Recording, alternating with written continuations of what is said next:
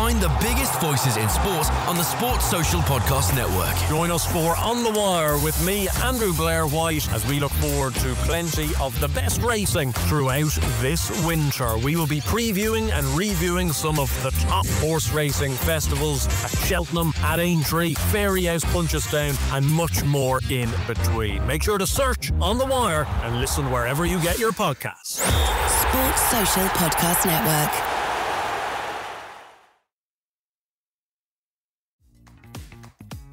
Bonjour les runners, bonjour les sportifs, bonjour au petit monde de la course à pied, c'est Seb et c'est avec un grand plaisir que je vous retrouve comme chaque semaine pour un nouvel épisode du podcast À côté de mes pompes, émission consacrée à la course à pied, à votre passion qui est aussi la mienne et dans laquelle je vous partage des expériences, des parcours, des réflexions autour de ce monde de la course à pied.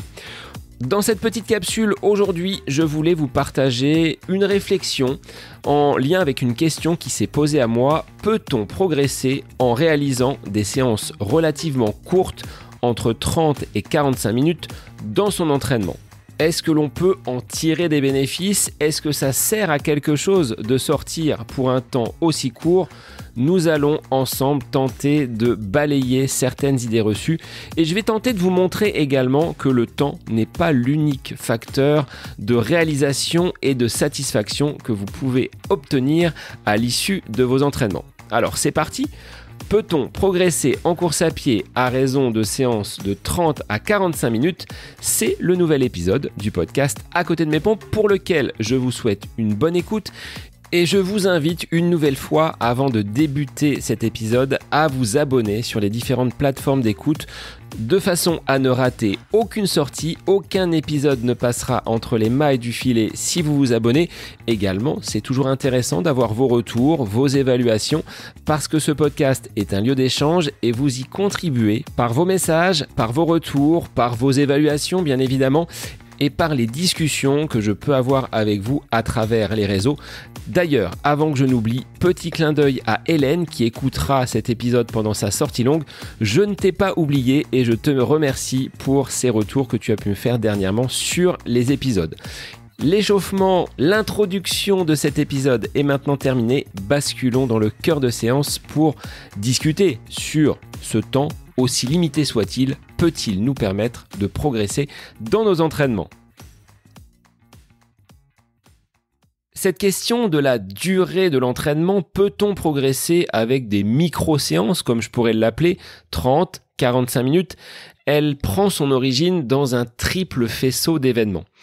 Le premier, je dirais, c'est mon quotidien de papa, de chef d'entreprise, de professeur, de podcasteur, d'entraîneur, de président d'association, multicasquette, je dirais. C'est un enjeu permanent de savoir à quel moment je vais pouvoir caser mes séances d'entraînement. Et Dieu sait que c'est pas toujours facile. Les emplois du temps sont très resserrés, il faut tenir compte de l'agenda professionnel, de l'agenda personnel, des activités des enfants, des moments en famille. Et vous le savez mieux que moi, il est parfois difficile de se dégager des créneaux d'1h30, 2 heures pour pratiquer notre sport préféré, à savoir la course à pied. Combien de fois vous vous êtes dit « je n'ai que 45 minutes pour réaliser mon entraînement, ça sert à rien d'aller courir, ça sert à rien de mettre les baskets, j'aurai pas le temps de faire quelque chose qui soit cohérent et productif ». Peut-être aussi que vous avez, que ce soit un plan d'entraînement qui est posé sur le frigo ou votre application ou votre entraîneur qui vous affiche une séance qui, sur le papier, doit durer 1h10, 1h15, 1h20. Or, vous n'avez pas ce temps à accorder à votre entraînement. Ça, c'est le premier constat. Nos agendas sont très resserrés, le mien l'est également, et il faut pouvoir composer avec cela. Le deuxième événement qui a motivé l'enregistrement de cet épisode et cette volonté de pouvoir casser la vision que l'on a des séances courtes, eh bien, c'est quand Daniel a fait appel à moi pour se préparer pour le marathon de New York. Donc clin d'œil Daniel également à toi qui dans quelques heures va fouler le macadam new-yorkais pour boucler ce marathon.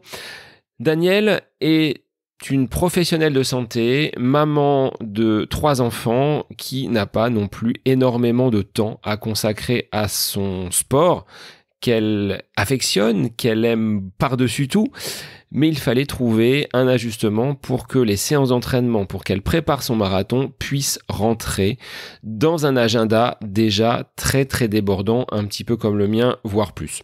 Ça a été le deuxième faisceau.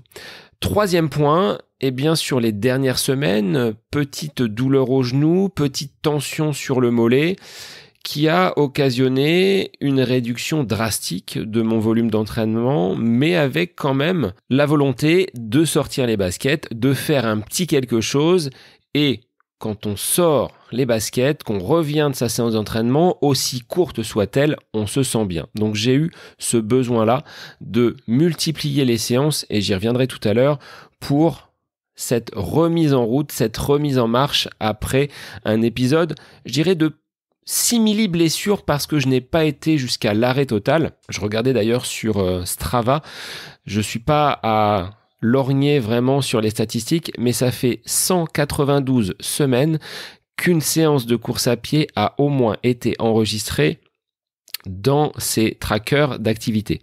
Autant dire que je crois à la répétition, à cette discipline que l'on va pouvoir s'imposer.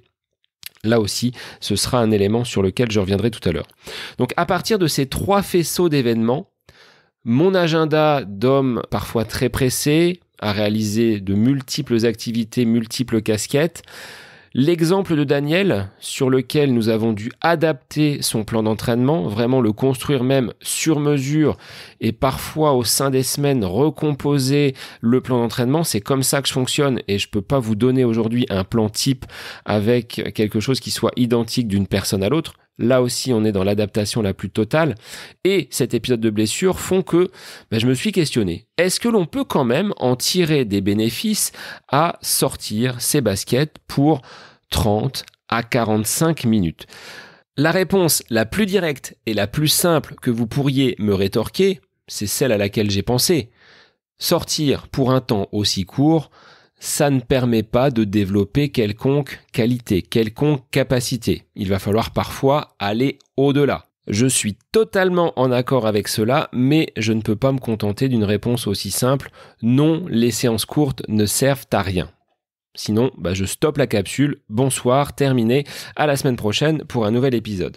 Je pense surtout que on peut effectivement se dire: la séance, elle ne va peut-être pas être en mesure de me faire progresser parce que il y a déjà une forme de comparaison avec des plans d'entraînement qu'on peut voir fleurir sur les différents réseaux sociaux. Allez consulter le profil de sportifs un petit peu plus chevronnés qui vont réaliser des semaines avec de nombreuses heures d'entraînement. Et quand on regarde ce qu'on a fait sur une semaine écoulée, on se dit: ah ouais, moi j'ai fait 3 sorties de 45 minutes, j'ai fait 2 sorties de 35 minutes. Quand un sportif à côté de moi va avoir réalisé de nombreux kilomètres et passé 10, 12, 15 heures d'entraînement sur sa semaine d'entraînement.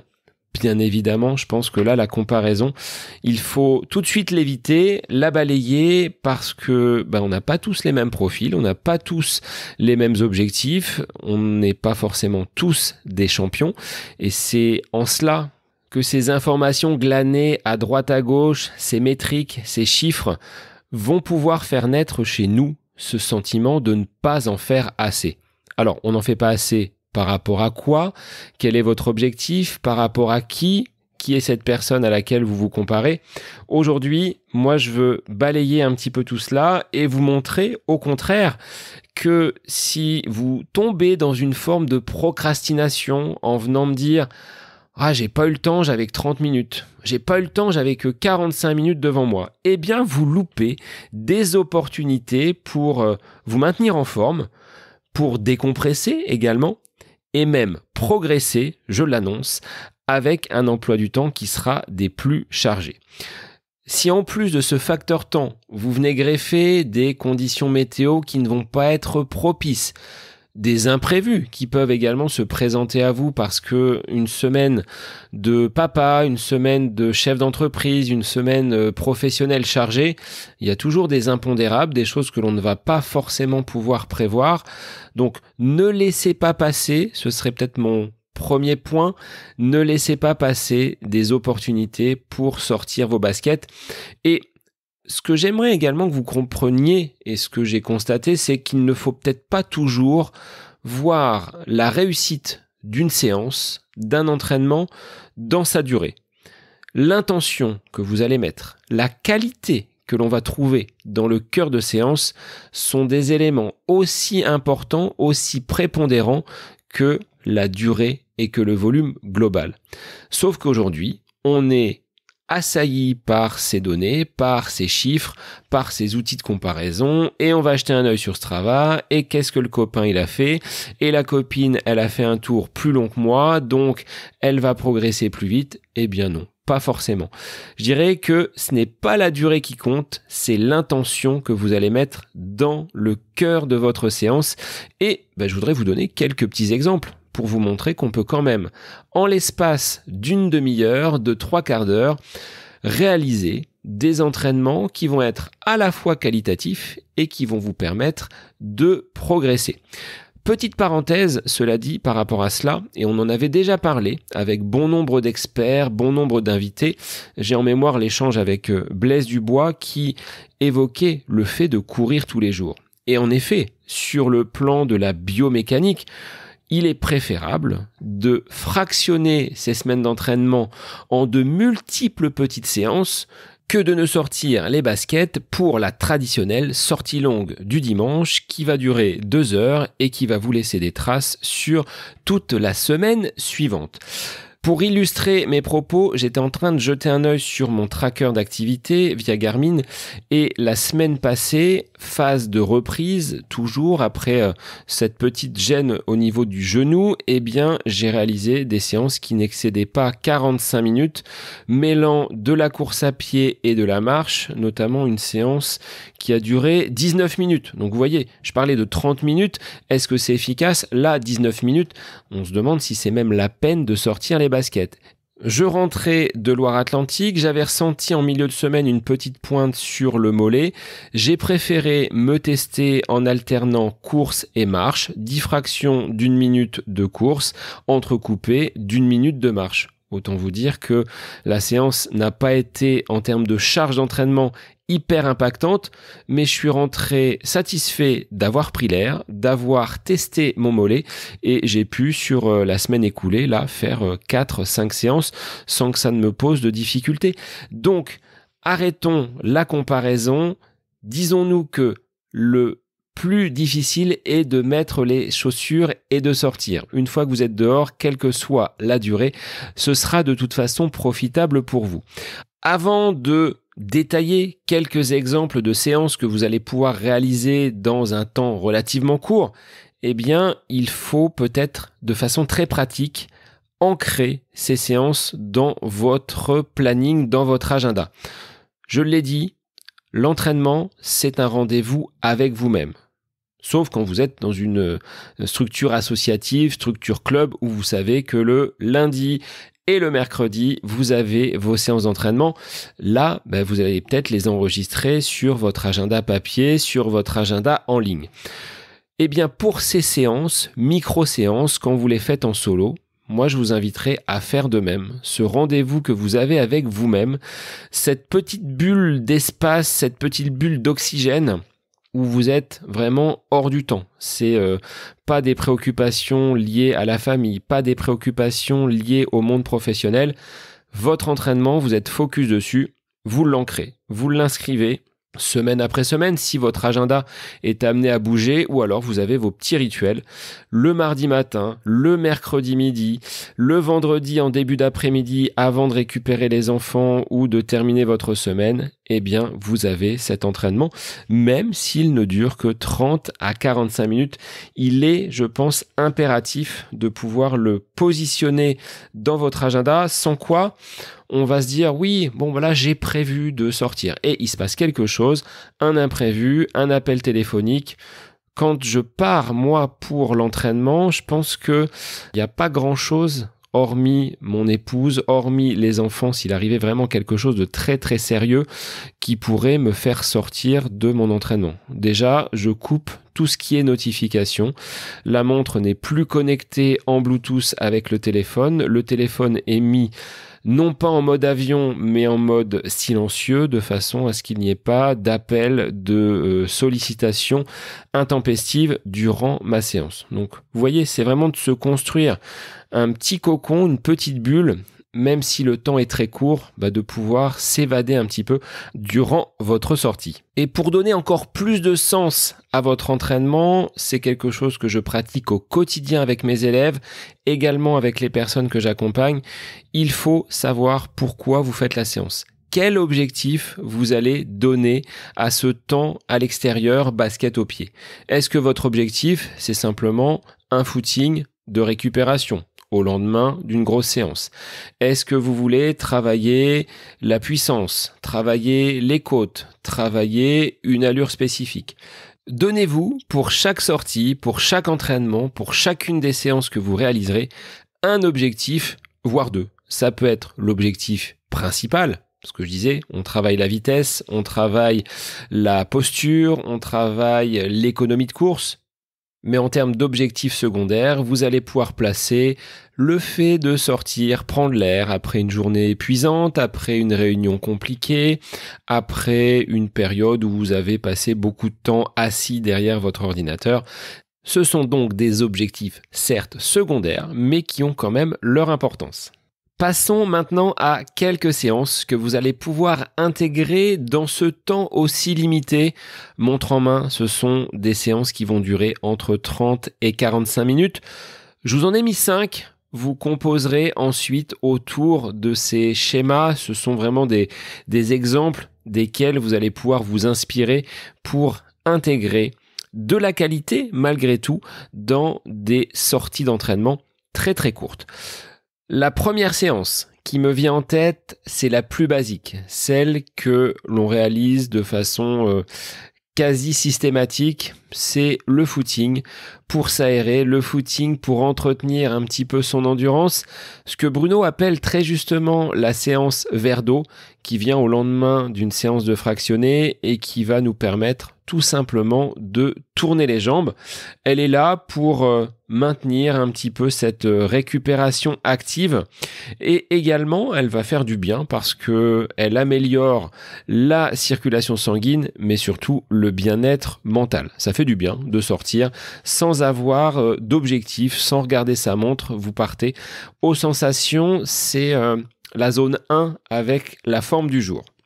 Deuxième séance que je voulais vous proposer, une séance avec un petit peu plus de rythme, ce que j'appelle la séance tempo, qui va intégrer des blocs avec un petit peu plus de vitesse pour améliorer votre résistance. Cette EMA, cette capacité à courir vite le plus longtemps possible. Et en termes d'exemples concrets, eh bien là, vous pouvez partir sur 3 fois 5 minutes à cette allure un petit peu plus soutenu, on est entre 80 et 85% de votre VMA et vous allez intégrer une récup d'1 à 2 minutes, pas plus, ce qui fait que vous avez 15 minutes quand même de temps d'effort sur cette allure et des récupérations qui sont quand même très très courtes. Troisième séance, un petit fartlek express. Alors l'avantage du fartlek, c'est qu'il n'y a pas d'allure imposée. Vous accélérez, vous ralentissez, vous accélérez, vous ralentissez. C'est vraiment au gré du terrain que vous allez trouver. Ça peut se faire de façon vallonnée. Après, si vous voulez stimuler un petit peu votre corps et avoir quelque chose qui va être un petit peu plus cadré, je voulais vous proposer 5 fois 2 minutes avec 1 minute de récupération entre les fractions. Le but est de proposer ce jeu d'allure, c'est un peu la définition de ce qu'est le fartlek. Donc là, troisième séance express, 5 fois 2 minutes avec 1 minute de récupération active entre chaque bloc. Traditionnellement, on peut rajouter se fractionner très très court, mais moi je vais vous le proposer en côte. 10 fois 30 secondes dans une pente qui va être comprise entre 5-8%. Faut pas que ce soit trop plat, mais faut pas que ce soit trop pentu non plus, avec une récupération qui se fera en marchant sur la descente tranquillement. Donc là, vous partez sur 5 minutes d'effort en montée et vous allez gérer tranquillement votre récupération sur la descente. Ça, c'est la 4e séance que je peux vous inciter à tester dans un temps très très court. Et la dernière, 10, 15 ou 20 fois 30-30 avec, là aussi, un temps d'effort qui va être équivalent au temps de récupération. Il faut peut-être un petit peu de maîtrise pour aller jusqu'à 20. Commencez par 10, montez à 12, 14, 16. Vous aurez cette alternance de courses rapides et de courses lentes, ce qui est dans un temps limité, très intéressant parce que là, vous développez vraiment votre capacité à courir vite. Donc, piochez dans ces différents contenus, ces 5 séances que je viens de vous proposer avec une variété, une progressivité que vous pourrez apporter semaine après semaine. Petit conseil cependant sur la mise en place de ces séances. Ne négligez pas l'échauffement, la mise en route progressive de votre système cardiovasculaire et de votre biomécanique. C'est important de ne pas arriver complètement à froid sur de tels exercices. 10-15 minutes d'échauffement si vous le pouvez, à minima 10 je dirais, avec quelques étirements dynamiques de façon à pouvoir être prêt à réaliser ce cœur de séance. Personnellement, il y a beaucoup de séances d'entraînement sur lesquelles je ne fais que très très peu de retour au calme. On découpe toujours la séance en 3 temps, l'échauffement tout d'abord, le cœur de séance où on va travailler la qualité et dernièrement le retour au calme. Et cette 3e partie, bien souvent dans mes séances, elle est écourtée et ça ferait peut-être l'objet d'un petit épisode pour savoir s'il y a vraiment un intérêt à ce retour au calme. Priorité, comme je vous l'ai dit, sur l'échauffement, il faut quand même être vigilant et soyez également à l'écoute de votre corps. Je vous le dis, je vous le répète, il faut adapter l'intensité, la vitesse que vous allez mettre dans vos fractions à votre état de fatigue, à vos sensations. Mieux vaut donc une séance courte et bien faite qu'une séance qui sera plus longue mais mal exécutée avec de mauvaises sensations.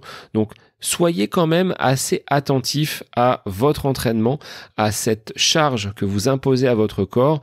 Si vous ne le sentez pas, si vous vous rendez compte que les sensations à l'échauffement ne sont pas bonnes, eh bien on prend une bifurcation et on va se rabattre sur une séance un petit peu différente.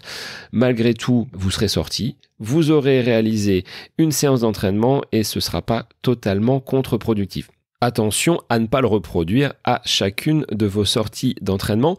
Pour la semaine à venir, je vous donne un petit exercice et je vous mets au défi de tester une séance de 30 à 45 minutes avec un objectif clair, celui que vous allez définir, que vous allez choisir en amont.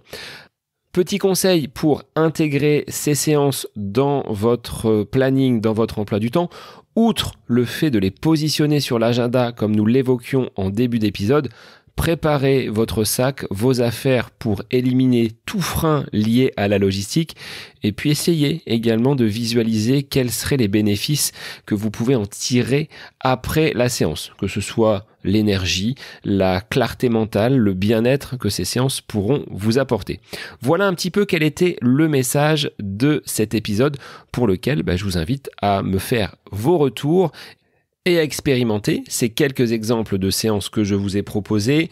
Rappelez-vous que chaque minute compte, surtout si elle est investie avec un objectif et une bonne attention, et n'attendez plus d'avoir le temps pour courir. Créez ces moments, même par petites touches, et vous en ressentirez la différence. Votre esprit et votre corps vous remercieront, et il est temps pour moi de vous souhaiter une belle fin de semaine, et je vous dis à la semaine prochaine pour un nouvel épisode. Cet épisode du podcast À côté de mes pompes est désormais terminé. S'il vous a inspiré, partagez-le avec un ami coureur qui peine un petit peu à trouver du temps en cette période de rentrée et venez me dire sur Instagram quelles sont vos astuces pour garder le cap en ce mois de septembre. Je vous dis à très vite pour un nouvel épisode du podcast À côté de mes pompes et surtout une très bonne rentrée, qu'elle soit sportive ou professionnelle. À la semaine prochaine. Find the biggest voices in sports on the Sports Social Podcast Network. Like the Fantasy Football Scout podcast. If you want to win at FPL and dominate your mini leagues this season, then make sure you subscribe to the Fantasy Football Scout podcast. You'll get all the tips, stats, picks, and elite transfer knowledge from some of the very best in the game. Just search Fantasy Football Scout wherever you get your podcasts. Sports Social Podcast Network.